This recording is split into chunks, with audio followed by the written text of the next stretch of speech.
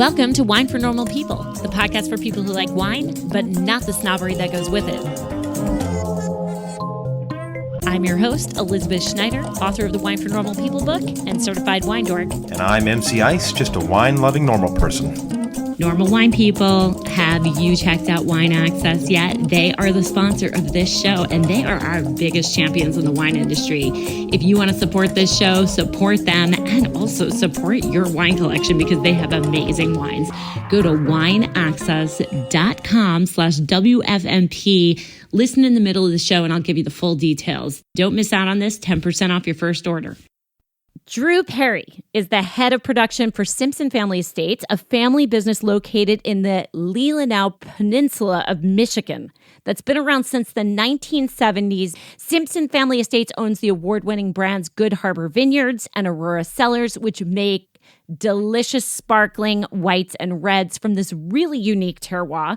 Drew graduated from Michigan State University with a degree in viticulture and enology. He worked in Napa for a brief stint before moving back to northern Michigan to take on the challenge of cool climate viticulture in this region that I am now very excited about learning about and visiting.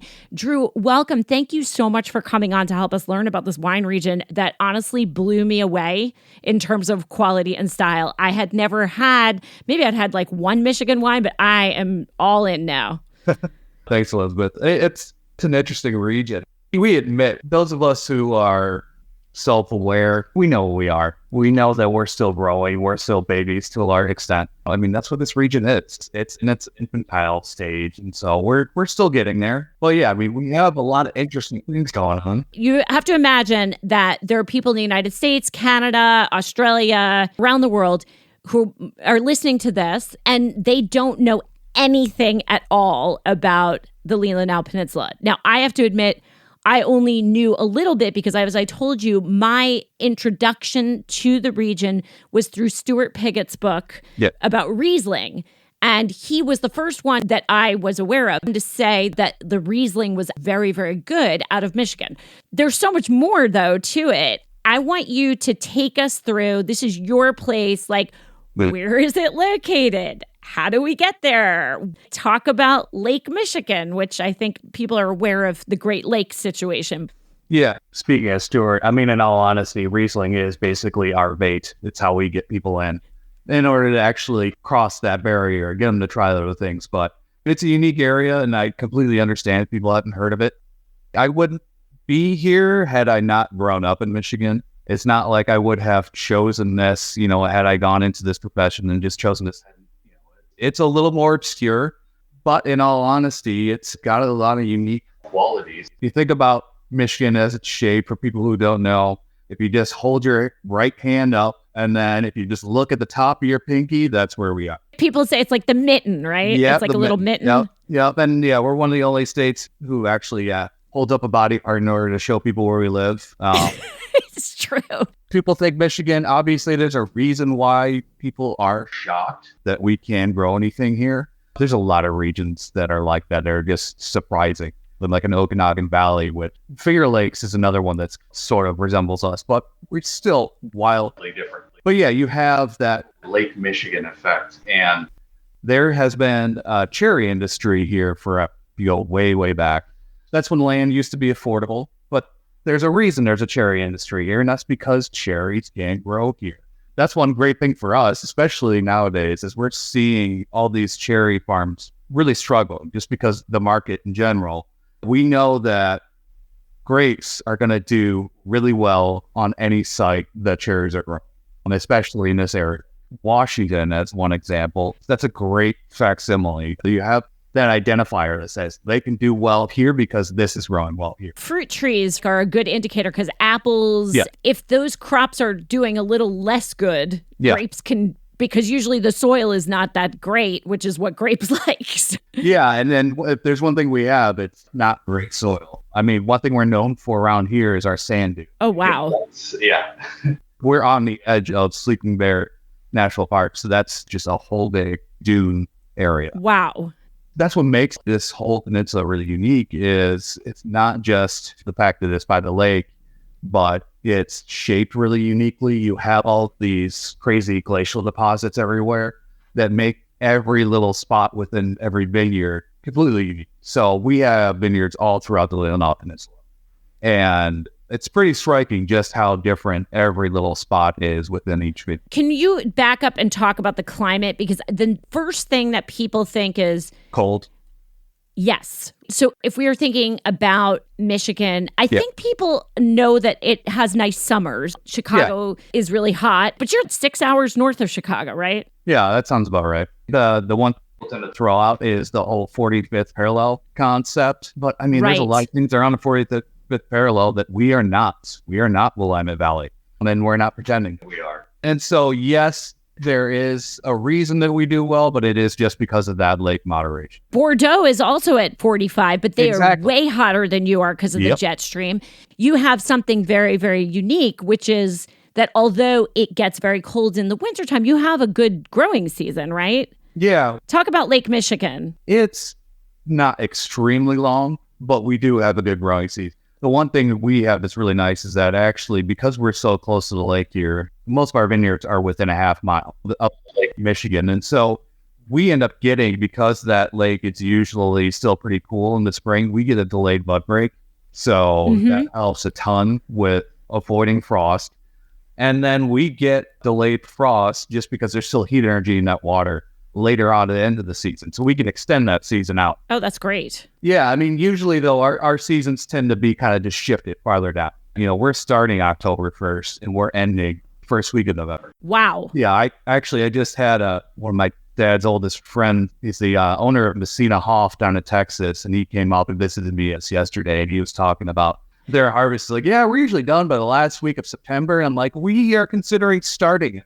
Right. Winters are cold, but because we're right up the lake, it does help to moderate just how cold it gets. We are not freezing over as much as we used to. Whatever. So climate change. Yeah. Whether that's for the best or not, I mean, I know we have a lot of old timers here in the area that miss those days when it used to freeze over completely. But for me, that's great. If you're trying to make wine, it's great, obviously. Yeah. And it's, you know, we also get the lake effect snow, which is fantastic. What we rely on, because we're going to be below 5 degrees every winter, no matter what. And a lot of those varieties are susceptible once you start getting into that range. And we rely on getting buried by the snow. We have... Really? Yeah. We need to have at least a couple feet. So we always have snow insulating the vines. And so... That makes sense. Our last year that we got wiped out was 15. And it was because there was no snow to insulate the vines. We had orline, just no snow and really cold temperatures. That is so nuts. So underneath the snow, they go into true dormancy. Like, that's one of the things you hear about Germany. As the climate's warming, they're very concerned because especially Riesling needs that rest period in the wintertime, and they're concerned that it's not getting it. But you always have that, right? Oh, yeah. Yeah. No, we always get into true dormancy. And I mean, we do hit our cold environment, and we hit a point where things could wake up. We occasionally have your freakishly warm March, but in all reality, things fully shut down. The one bad thing that can be is, you know, say the end of November, things haven't fully acclimated at that point. If we get a sudden drop, then yeah, we can suffer the next season. But we've had a lot of variability just in these last few years. But 14 and 15 were our last years that we really got hit hard. And unfortunately, this region, believe it or not, we have kind of accepted the fact that you're going to get wiped out more than likely one in every 10 years. There's a lot of regions that used to have to accept that fairly frequently. So that has to be a part of your calculation, what you're doing every year, honestly. It is very, very difficult when you're in those kinds of climates. The Loire used to have that. Yep. Champagne had it. Burgundy had it. So you're saying in 15, you made no wine? Very, very little. 14 was even worse. 14 was pretty much 100% wipeout, where actually a lot of vines were dying. 15, it was, I would say, about a 90% loss. And then 16 just exploded. Those are years where you have to just get creative. We have to rely on American appellation in years like that because you just don't have. So you buy fruit. Yeah. Does it rain a lot during the growing season or no? Not a ton, but it's not extremely dry. Every now and then we'll see a period of say like 3 weeks where we're just really dry. And that can hurt a bit. It happens like right after planting. But for the most part, we get a good amount of rain.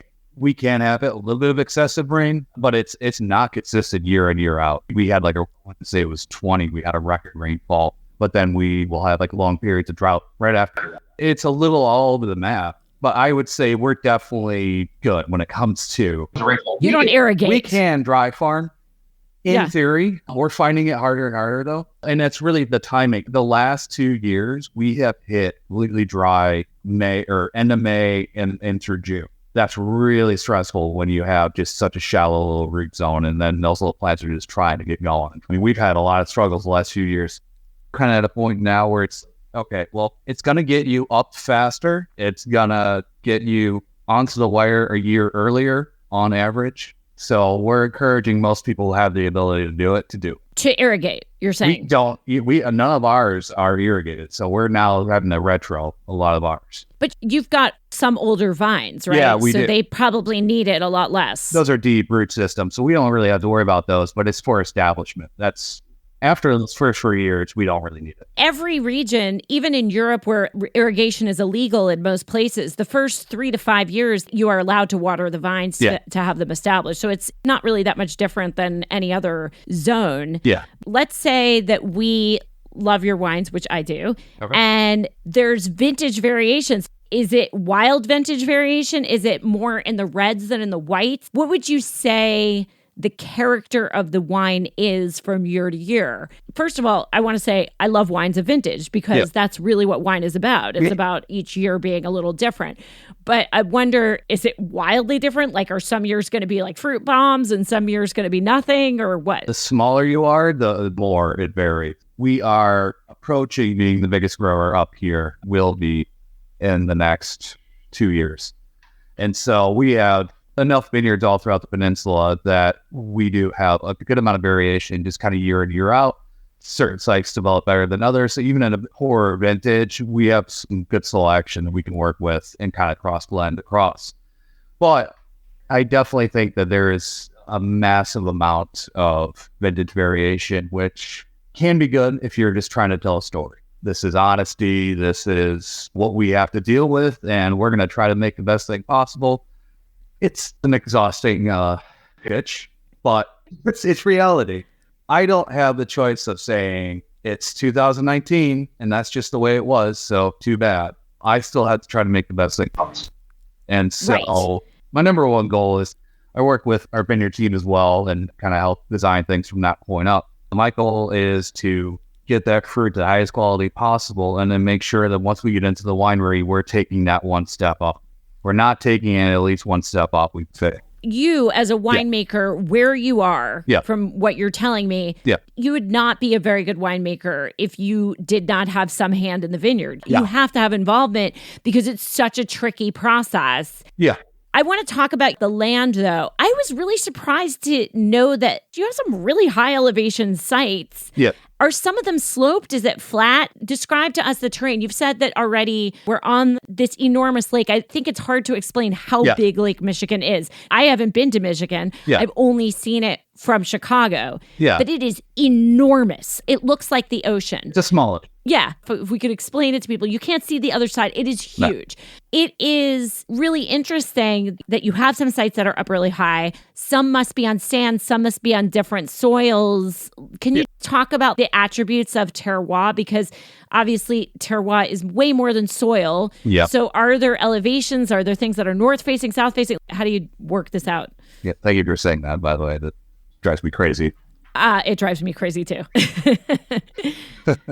So, if you really think about it, our sites, because just all shaped by glaciers passing through however many eons ago, our sites are on average at least 900 feet elevation. Wow. And so everything is sloped, and it has to be, especially on this peninsula. So we have a peninsula right next to us called Old Mission, which it's a little bit different because they're smaller. They're only about a half mile wide, about 18 miles long.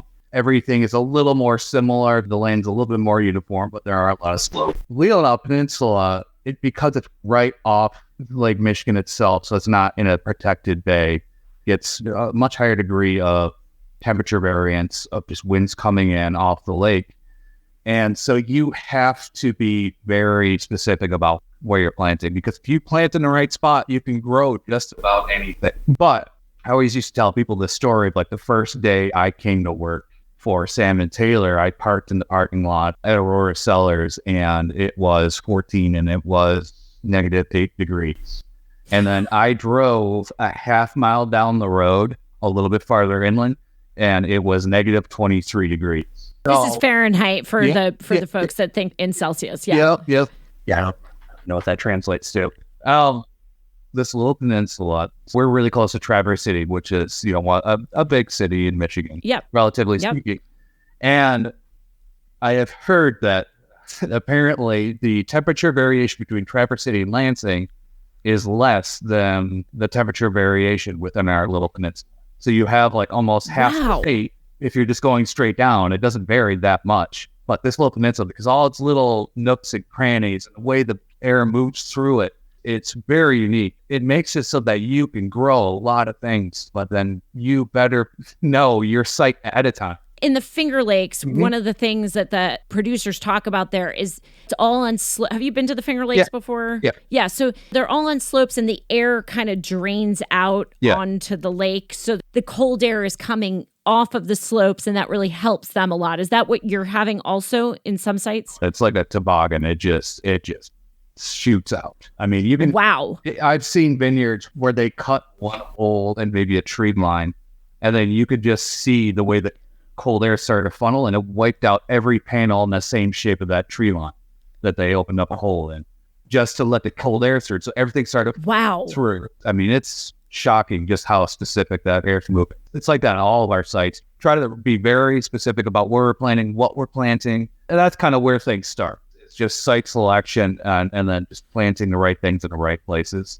And then obviously we have our soils, which is a part of the whole equation. Whether it's sandy loam, there's a fair amount of clay deposits everywhere as well. It's never uniform. You have a couple of wines that are from single vineyards. Yeah. I'm sure you don't make those every year. Do you make them every year? It depends. There's certain styles. So let's say it's like a barrel fermented Chardonnay. I try to avoid barrel fermented Chardonnay unless I feel like the vintage justifies it. And then there are certain reds. We've had years where it's not going to happen. And so we need to be creative and just do something else with those reds. Frankly, people are ecstatic. I don't know if they just appreciate the fact that you didn't try to do something that wasn't there, or, you just said, no, we're going to make something that makes sense, that everybody can enjoy, and it still tells that vintage variation story, and it's honest to the environment. We're going to talk about winemaking in a second, but I also want to talk about the history of the region because it's old. I mean, it's old like you and I are old. Grapes have been grown here since the 70s. Yeah. The AVA started in 1982. Yeah. Did they start with vinifera or did they start with hybrids?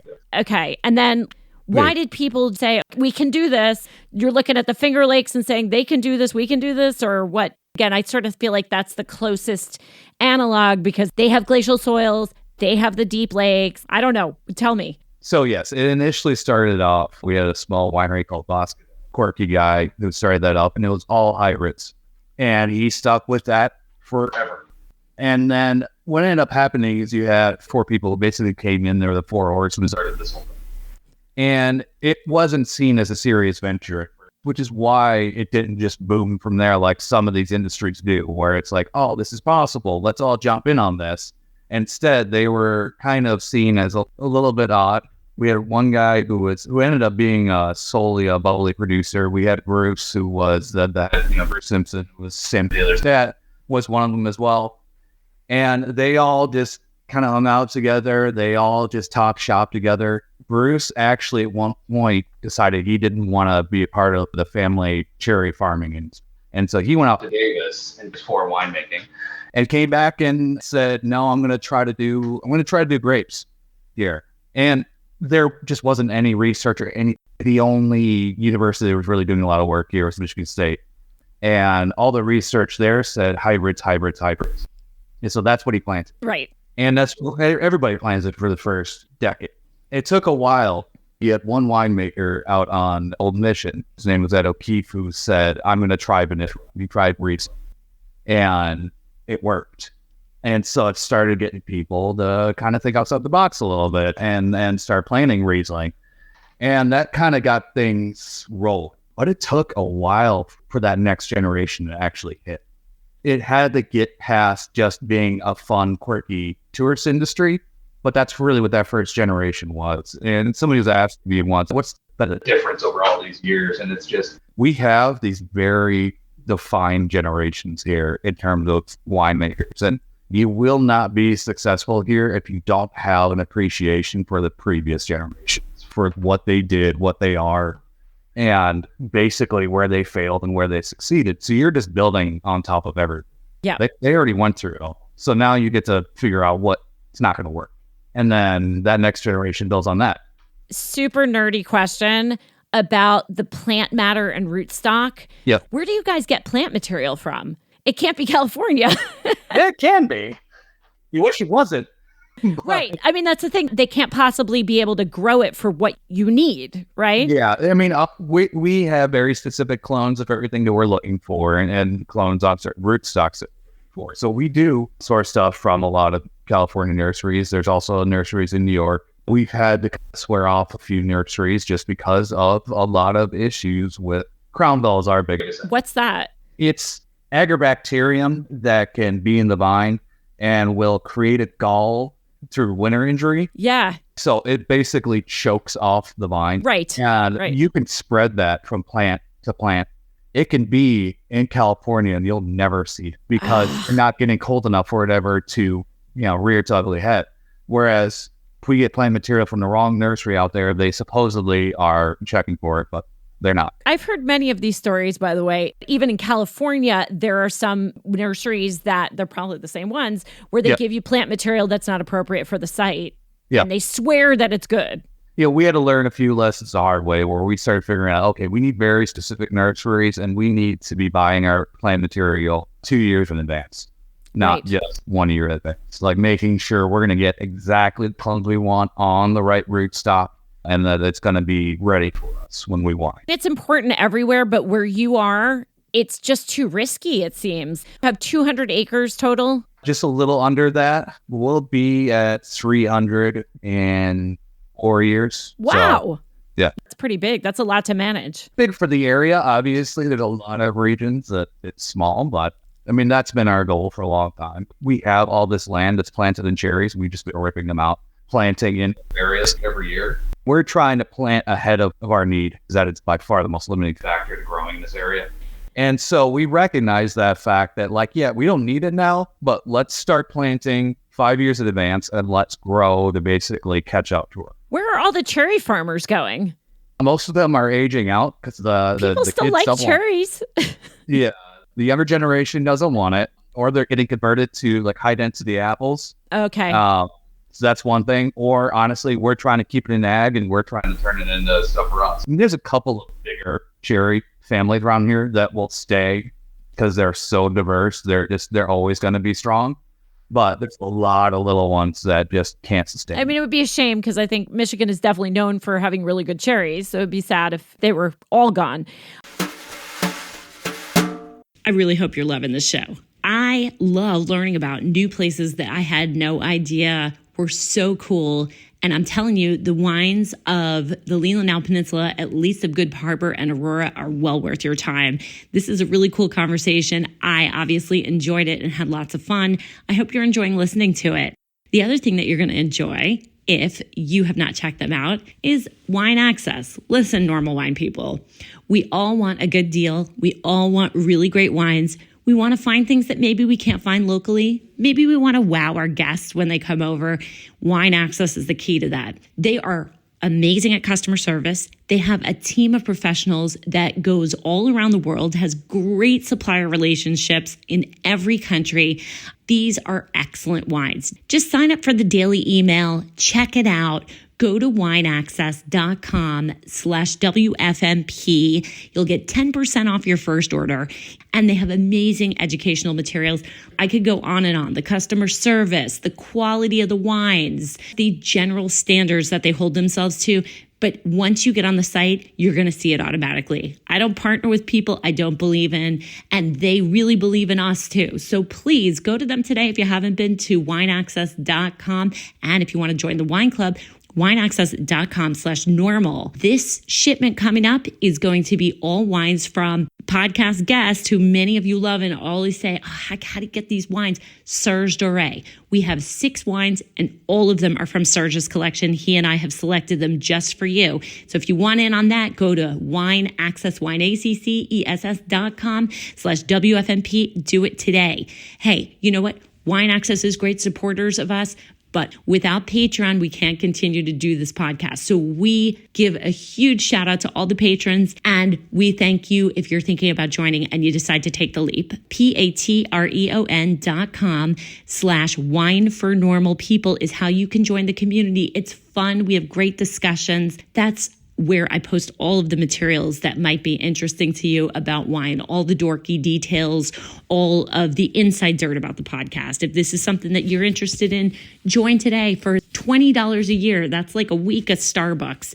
You can be part of this community and just know that you're really supporting this podcast and we really appreciate you. So patreon.com/wine for normal people. And don't forget to check out the classes on our fabulous new website made by Five Forests, winefornormalpeople.com/classes. Now let's get back to this really cool show with Drew Perry from Good Harbor and Aurora Cellars.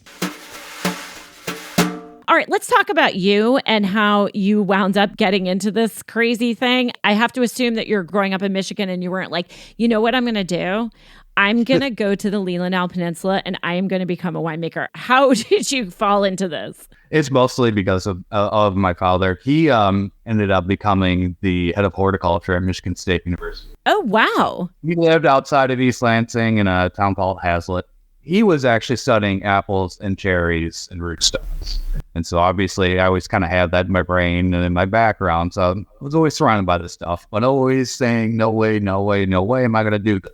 I mean, I just grew up in a neighborhood and it's not like I grew up on an orchard. The other thing, though, he had in his background was he actually did his PhD research. He went to Texas A&M for his PhD and did grape growing. His PhD was based around proving that you could grow grapes for winemaking in Texas. Was it the Hill Country? He helped Sina Hoff start. They worked with him on how to plant their first vineyard. He was always excited about that, but then he got into other stuff, but he always loved winemaking. So it was always around me. I wouldn't say I grew up European, but it was the kind of thing, if they had wine for dinner and I wanted something, it wasn't frowned upon. And so it was always vaguely there in the background and sort of a part of my life. Come college and I was pre-med, which means undecided. But science undecided, as opposed to pre-law, which would be like artsy undecided. Yeah, I am scientifically uncertain. That was not going so hot at Michigan State University.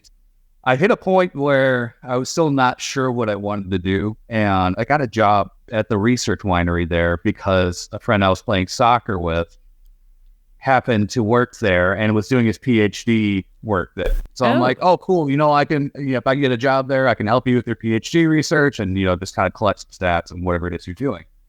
And it was actually through that I finally started meeting people who were in that viticulture and enology research at Michigan State. I started realizing that they're not the same people I always associated with horticulture. Right. They were very different. And they were not what I thought of when I thought of wine and wine people. I had no idea what wine people were, but these were not the people that I thought I was going to be meeting. And so I was like, okay, this is actually interesting. These people are very cool. They're clearly intelligent. They're driven. I like this. So Michigan State had a viticulture and enology program. Problem is, nobody knew about it. I did because it was underneath horticulture. Okay, got it. There you go. Yeah. And so... how many people were in the program, though? It couldn't have been that big at the time. Oh, no. We graduated a total of 4 people. What is it now? It must be pretty big now. Oh, it's dead. What? My father actually canceled the program while I was in it. Thanks, Dad. Luckily, I was far enough along, I was still able to graduate. In all honesty, I think he was pressured to, he never admitted this, but I think he was pressured to cancel it earlier, but I was already in it. Right. And so he was able to keep it going just long enough for me to finish. Thank goodness. There were some people in it, but people weren't finishing. So it's like they'd offer an internship and then they just keep doing internships or they just wouldn't come back and they wouldn't finish it up. And so they didn't really market it either. Michigan State doesn't have quite the same relationship with its wine industry a Davis does with NAC. There is a gobs of money pouring into the research. The people there who are doing the research are doing the research to keep publishing and to get tenure. They're not as worried about the industry. So you finish this thing up, right? They canceled the program. You're going to be a unicorn alum here. You're one of 4. What was the plan? Was the plan, okay, I'm going to go to Texas or I'm going to go to Napa? Where was your brain at this point? Probably not necessarily in Michigan to start, was it? It was mostly in a lot of panic, more than anything. Because you're done, and the one thing is I ended with going out to Napa, out to Pine Ridge. Nothing there we did applied whatsoever to here. But it's experience. It helps get your foot in the door, and it helps you get you familiar with kind of conceptually the environment that is like a real winery. After going there, it was sort of, I wasn't really sure because I did know the Michigan industry really well, just through a lot of the people who were in research, and we would often go and visit the wineries. So I knew that it was growing and there was some potential there, but my first thought was, well, maybe I should try to see what's out in Napa or on the West Coast somewhere. And after a while, I kind of got to a point where I realized I could do that, but I really had this drive to come back because I did feel like Michigan was going to be something bigger than what it was. And I didn't want to just get swallowed up by the West Coast industry and be a nameless face there. It's so hard to make headway. I think also the viticulture is less challenging and winemaking is less challenging. At least, again, this is what I've heard from people who are in other places where it's very difficult to make wine. People go out to California and they're excited to do it. They go for a year or two and then they just say it's wonderful, it's easy, there's lots of money. Yeah. But at the same time, there's not the creative challenge, like the things that you were talking about with the vintage variation. Yes, they're having more of it. But the things you have to think about each year, making wine in the climate that you're making wine, you would never have that anywhere in any of the regions out there. And it takes a whole level of like kind of masochistic personality to really say, this is what I want to do. Yeah, I always kind of do feel a little torn because I talk to people who are like, oh yeah, this person's a really great winemaker. He made this 94-point Syrah out wherever on the West Coast. And then I just sit here and think, you're supposed to do that. It's not as challenging. Obviously that's not a slight on anyone who does that. It's more just, that's not what this is. That's not what wine is. I think the people that are making wine in really challenging regions and forging ahead, you're basically a pioneer, because even though the first people set it up, from what you're describing, it was the start. They cleared the land and they played around, but you guys are the serious generation. When you got back from Napa, what were you doing before you start? Because you didn't start till 2014 at Simpson Family Estate. I was with another winery, one that had started up in Traverse City. Okay. It's a winery called Leftfoot Charlie. I knew the winemaker. I know. I knew the winemaker. Good name. I like it. I had a lot of respect because he was that next generation. And there was this very defined next generation. And those are the ones that really got things going. I really took that next job. But there was still a lot of work to do. And so I had a lot of respect for him. And when I found out he was breaking off on his own, to start his own thing, I wanted to join up with him. I was making wine with him for 8 years. It was like a custom crush operation. This will be my 19th-ish harvest. Oh my gosh. All I've really ever done since leaving California was doing custom crush. I work with the core brand, and then I work just with Vineyards. Still today, you're saying? Yep. That's still what we do. Yeah, I left in 2014, came on board with Sam and Taylor. I actually went to school with Sam. So I've known them. Yeah, talk about their family. And you already mentioned Bruce, who he went to Davis and learned stuff that will not apply at all in Michigan, but was still probably pretty interesting. Well, then everyone actually came to him trying to figure out how to do this. He was the one knowledge resource early on. It took a while for people to just kind of start following a new way of doing things. It took MSU changing hands as well. They needed to get a new vine physiologist in-house because he was the one who was pushing nonstop hybrids, which are great unless you can do vinifera. Bruce was doing that for a long time. Yes, I went to school. Sam was there. Sam was in the program at the same time as me, but he didn't finish. He went on finance, which was a much better decision. I am super niched to the point I am not qualified to do anything else. That's okay. You're doing what you should be doing then, right? Yeah. Sam is a pretty brilliant mind, even though he's my best friend, his mind is insane when it comes to finance. So that's partially why I really wanted to work with him. We'd always talked about it possibly happening. It was probably about a month before Bruce passed away. I met with Bruce and Sam for dinner. I figured it was just another family dinner. I'm coming over. We're just going to have some drinks. And basically, Bruce put his hand down and said, all right, I want to talk about you coming on board. Take one more year, and then I want you to come on board, and I want you to take over. Wow. And then a month later, through a bunch of complications, he was not in good health. He ended up passing away. That all got put on hold. How old were Taylor and Sam, who now run the company? 22. Taylor would have been 28. She's my age. Taylor was working for a wine distributor, and Sam had gone off to General Mills for a finance position. Their dad passes away, and they say, all right, it's time to come back and help family business. When they first came back, they looked at the books and realized this thing's hemorrhaging. We got to keep it afloat. It's a few years of keeping it afloat until they decided to take that next big move, which was buying Aurora Cellars and then bringing me on. So they needed to kind of get things stable before they could actually start evolving. And just to remind everybody, 2014 and 2015 were horrible vintages. I was waiting to say this. That's the year you started. You're lucky they trusted you.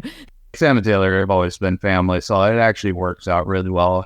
Sam took over along with Taylor. All they had were hybrids and a little bit of Riesling, and so they had ripped out, I want to say it was around 30 acres of grapes. That's really all that there was. They started replanting, and we no longer have any hybrids in the ground. We've just kind of identified what works for us, and where we want to see our brands grow. Let's talk about the two brands that you manage for them, Good Harbor and Aurora. What is the difference between the brands? I've tasted wines from both of them. They're both great. I know you've gotten tons of accolades for it. I never read reviews before, but the minute that I opened the Good Harbor Pinot Grigio, we were like, that is a really great wine. Well, that's Pinot Grigio for you too. Actually, I remember a long time ago when I started off with Brian Leftfoot, he was like, what is your goal as a winemaker? No, I think my goal is to make the world's greatest Pinot Grigio. He's like, what? Why don't you want to do that? And I'm like, it's kind of like being the world's best handball player. There's a chance I could do it. There's not that many people putting that kind of effort into it. I got a shot. Certainly the best American Pinot Grigio. Everyone talks bad about it. I'm like, in all reality, yes, it's difficult to make it a dynamic and interesting wine, but you can coax more out of it. The amount of work you're going to put into it to get more out of it might not translate into people really understanding it. But to me, it's worth it. To me, it's fun to put in that work and try to get just a little bit more out of it. But in general, Good Harbor, Aurora. Good Harbor is the original. Mm-hmm. We're obviously Simpson Family Estates, so sort of the umbrella. The big difference there is, I think some people thought it was like a high-end versus like a low-end kind of thing. It's not that at all. It's just different portfolios and highlighting different areas. And that's really all it is. In the Good Harbor, you do a Pinot Noir Zweigelt. That makes sense, but nobody does that. You're doing reds for both brands. Aurora Sparkling, the Blanc de Blanc, is an outstanding wine. You've had to procure all of this stuff to do. You do Charmat, right? Yep. Did they do sparkling when you got there? No. Did you know how to make sparkling wine when you got there? I had done small amounts of meth chip and wine. Never done that. Luckily, there was one guy in the area, his name was Larry Malty, who was the only bubbly producer in the region. The old thing used to be you'd make a base wine and you'd send it off to Larry to finish it. He had too many clients and his prices were skyrocketing. Luckily, Larry also happens to be Sam's godfather. So we talked to him about it. We're like, we can't keep doing this. We need full control and we need to do this and do it affordably. And so luckily, consulting with him, a few trial and error days with him, just kind of learn how to do it, figure it out. And honestly, I'm not going to say we figured it out by any means, but after a few explosions and whatnot. That's some exciting days. You figure it out. We got the tanks. We just realized we're going to be this fully integrated thing that we want to be. We need to be able to do everything. We can't be sending stuff off. We need to be able to put our own touch on everything. So I want to be able to shape the vineyard, to get that fruit in, make my decision as to how I want to process it, and then I want to be able to choose how I'm going to do that secondaries. I guess you make some of the same varietals for Good Harbor and Aurora, right? Yep. You have a Cabernet Franc from Aurora, I think is also fascinating. Do you do barrel age on that? Yeah. You're basically using every tool in a winemaker's set to do everything. You have to be incredibly skilled at what you do to be able to make such a diversity of wines. For the Pinot Grigio, it tastes like minerals. It's incredibly terroir driven. Yeah. It tastes unlike any other Pinot Grigio that you'll have. The Blanc de Blanc from Aurora, I think, is so fresh and bright. The Cabernet Franc from Aurora and the Pinot Zweigelt from Good Harbor, where you're growing reds, which they are cooler climate reds, but you're still getting good flavor out of them. And so then you have to change your mindset and then work on those, which is just a completely different skill set. And I bet that the vineyard work for the reds is just, it's got to be crazy. It is. Luckily, we've gotten to the point where we mechanize so heavily and we have a good crew that it's fairly easy. When we've figured out the majority of our vineyards, what's going to work, what isn't. We still do some tweaking to some extent, but we don't go too crazy when it comes to vineyard. I mean, we're just trying to make sure we're not cropping to such an extent that it's unrealistic. You know, we're not doing like 1.5 tons or 1 ton per acre, you know, in order to ripen things. We're still trying to get a reasonable crop out of everything. People talk about sustainable viticulture. We need sustainable culture. We need to be able to have a business that makes sense. We need everyone in every avenue to be on top of their game, whether it's in the vineyard, whether it's in finance, marketing, winemaking, everything. We need to be able to create a culture that's healthy for everyone. You know, obviously that starts with healthy vines, and that goes then into the winemaking and making sure you have a good team that you can support everyone and you can have a business that's sustainable. Right. Along with, you're not making unrealistic sacrifices in the vineyard.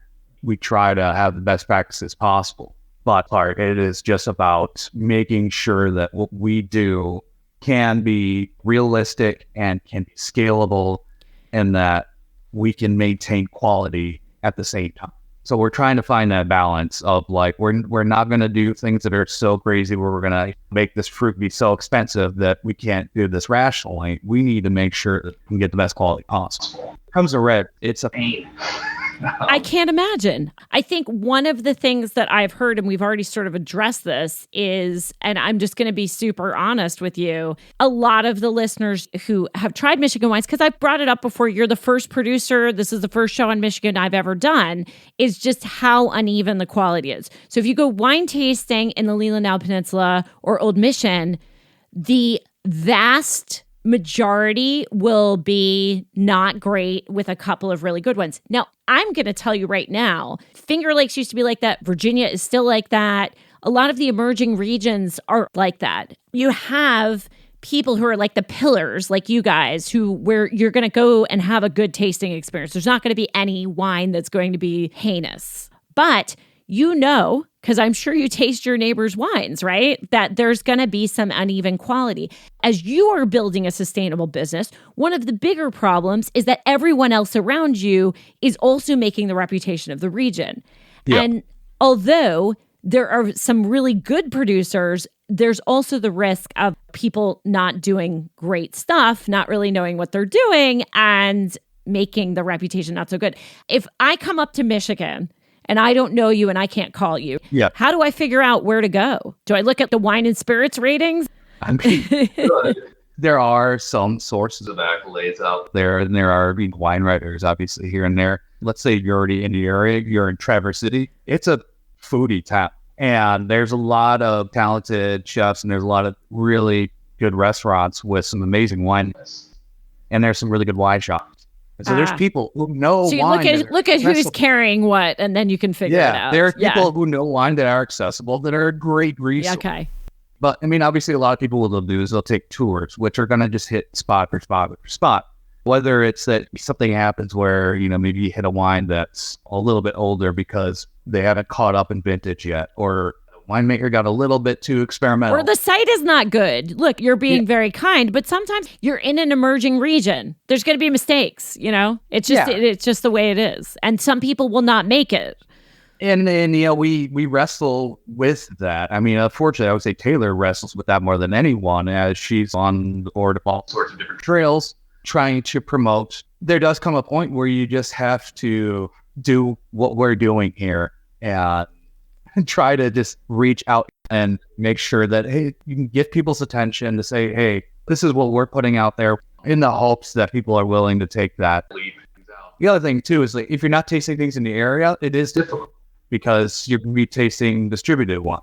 That's a gamble unto itself. You guys are all DTC, right? You're only direct to consumer. We do distribute some, but it's a very select quantity that we distribute. And I know it's like that with everyone in the region. And sometimes they're distributing stuff that they wouldn't necessarily stand behind in terms of their brand. What? They just want a face on the shelf. Oof. And I understand that. And it makes sense to some extent. But my goal as a winemaker is, as we sit here still young in this industry, is to hit that point where I can create a wine that's obtainable for, like, my uncle in California. Mm-hmm. I want to be able to create wine that is obtainable by everyone, that doesn't require you to just come into the tasting room. I don't want it to be so exclusive that people don't get to try it. I think the direct-to-consumer model is awesome. Yeah. Your wines are affordable. I completely stand behind your wines. I've taken up so much of your time. I'm going to ask you one last question, which is about the future of the region. You have seen so much. You've been around for 19 vintages, and you're still young. You've got a lot ahead of you. What do you hope to see in the future of the region? If you could project out, what would you like to see happen? Do you want things to go faster? Do you hope that there's more recognition? Some people want to explode and be huge, and some people just want to be smaller and very high quality. What's your thought? That smaller and high quality, I want to hit a point where I want to be able to achieve that quality at 100,000 cases. Wow. It is possible. You're at 10,000 now, right? Or 20,000? 40 for everyone. We're still looking to double in size, but there's absolutely no reason that we can't maintain that same quality of a 2,000 case wine. If we're playing our card trade, if we are investing in technology and the right people, and we're gaining efficiency across the board. I mean, at least personally for me, that's what I want to see. That's my goal. I mean, in all honesty, I want to find that tipping point. What is the tipping point at which you can't do that anymore? And then I want to come back. want to go a little too far, and then maybe come back a little bit. I want to get to where we're going fast while I am still young-ish, while my body and brain can still handle it, so that I can relax at the end of the day. But until then, I'm good with go, just getting to where we want to be, because we want to be able to really grow what we're doing so that eventually I can freaking relax. It sounds like it's a long ride, and it's stressful every single year. I mean, you are on pins and needles every year, not knowing what's going to happen given where you are. Yeah. In regards to this, and then I promise this is the last follow-up, I always think that in the emerging regions, there's kind of like a band of people that often get together, like the top producers. Yep. Is there any of that going on, like the camaraderie among the top producers that have taken the lead that could drive that? Or do you feel like you guys are alone because you're bigger? Or it's a little bit of yes and no. I used to be very intent on that. We would have these winemakers tastings where all the winemakers would get together, blind taste everything, and it would be feeling constructed. Kind of lost its constructive nature after a while. And same kind of things with owners. We're at a point where there's definitely a few leading the charge, and we do rely on each other. In terms of the long term of the industry, really the best thing forward is going to be that these wineries that are doing well and are smart, that they keep growing. Doesn't mean that the small and boutique ones go away, but there's a lot of unsustainable middle ground. And so I think we really need to see a lot of success and growth out of those medium-sized wineries so that we can start to represent the region wider. I mean, we do definitely have a pretty good network. I've gotten a little more tired, so I don't I don't socialize as much with the rest of the industry as I used to, but it's still an important aspect to our region. Yeah, and small. Especially the people doing good work, because you can drive success from each other's and do really great things together. This is so interesting. I can't wait to come up and see you. Again, I've been hearing about it for at least 10 years. For the listeners, I mean, Taylor just reached out to me and I said, send me the wines, and if they're good, we'll do the show. And here we are. So cool. I'm really grateful for your time. I really appreciate you educating all of us on the Leelanau Peninsula, on Michigan, and on some of these interesting things that are going on and the challenges that you have. I think some of the hardest viticulture is sometimes the most interesting. As wine lovers, we can really appreciate the hard work that you're doing. 19 years and still going, and it's unbelievable that you're only 25. That's really crazy. You're the prodigy. Well, thank you so much for being on the show. And with that, this has been another episode of Wine for Normal People. Thank you so much for listening, and we will catch you next time.